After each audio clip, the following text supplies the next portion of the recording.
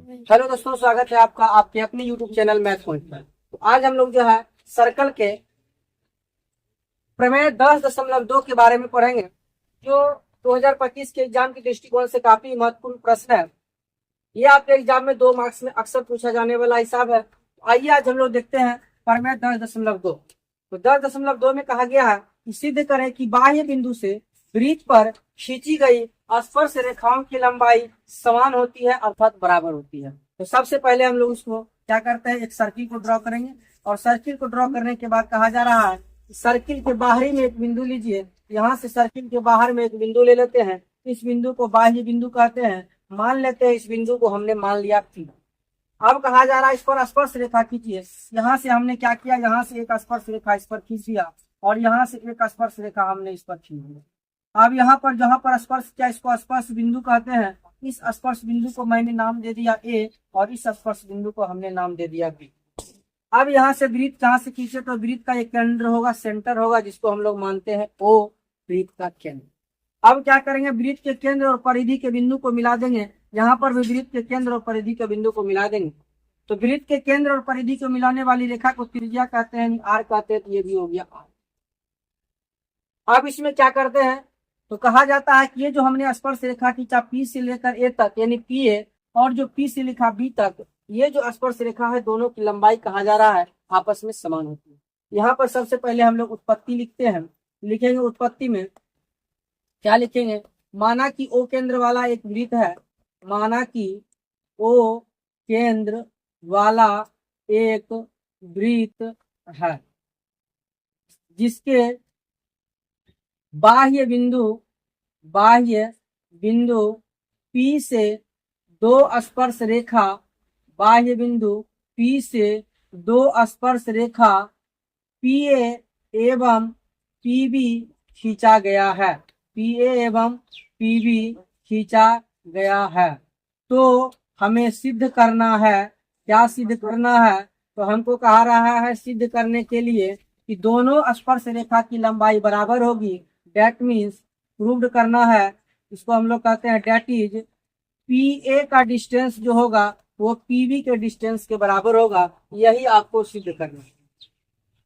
तो सिद्ध करने के लिए अब हम थोड़ा सा इसमें रचना करेंगे। रचना क्या करेंगे, तो जरा ध्यान से देखिएगा, गौर से देखिएगा। रचना क्या करेंगे, इस बिंदु O को हमने P से मिला दिया। बिंदु O को यहाँ पर लिखेंगे रचना में कि बिंदु O को P से मिलाया। बिंदु O को P से मिलाया।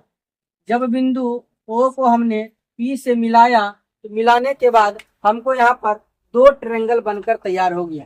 एक ट्रायंगल ऊपर वाला जिसका नाम हम इस प्रकार से रखेंगे OAP, और एक ट्रायंगल नीचे वाला जिसका नाम हो गया OBP। अब इस दोनों त्रिभुज को हमको क्या करना है, तो दोनों त्रिभुज को हमको सर्वांगसम करना है। जब दोनों त्रिभुज सर्वांगसम हो जाएगी, इसकी भुजाएं बराबर हो जाएगी और उसकी कोण भी बराबर हो जाएगी।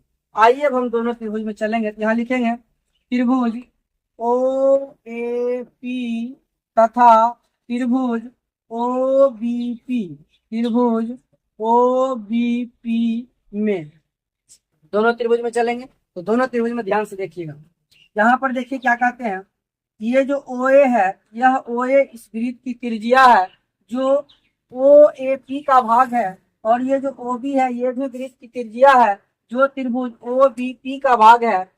क्योंकि वृत्त की दोनों त्रिज्या की लंबाई समान होती है, तो हम यहाँ पर से लिखेंगे क्या, यहाँ पर लिखेंगे OA बराबर OB। क्या यहाँ पर लिख देंगे, वृत्त की त्रिज्या है। तो वृत्त की त्रिज्या जो है इसीलिए यह आपस में बराबर होगा, इसीलिए हमने यहाँ पर लिख दिया OA बराबर OB।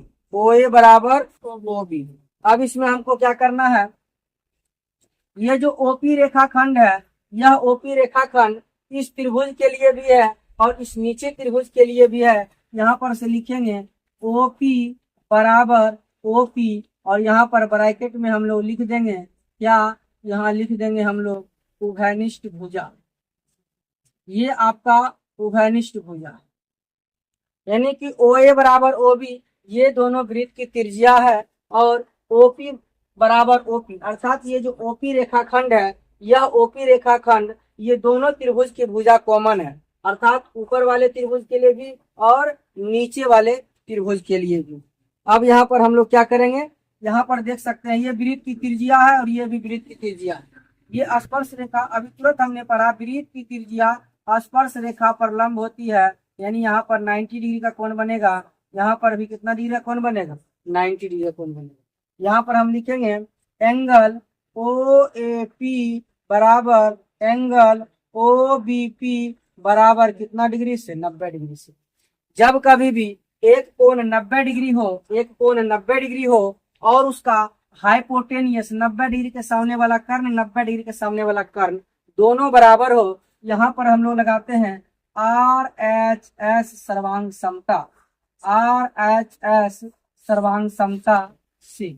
जब आर एच एस सर्वांग समता लगाते हैं तो आर एच एस सर्वांग समता से दोनों का दोनों सर्वांग सम हो जाए। आर एच एस सर्वांग समता से क्या होगा, यहाँ पर लिख सकते हैं त्रिभुज ओ ए पी, और इस तरह से जब हम लोग चिन्ह लिखते हैं तो इसको सर्वांगसम का चिन्ह कहा जाता है। ओ ए पी सर्वांगसम होगा त्रिभुज ओ बी पी।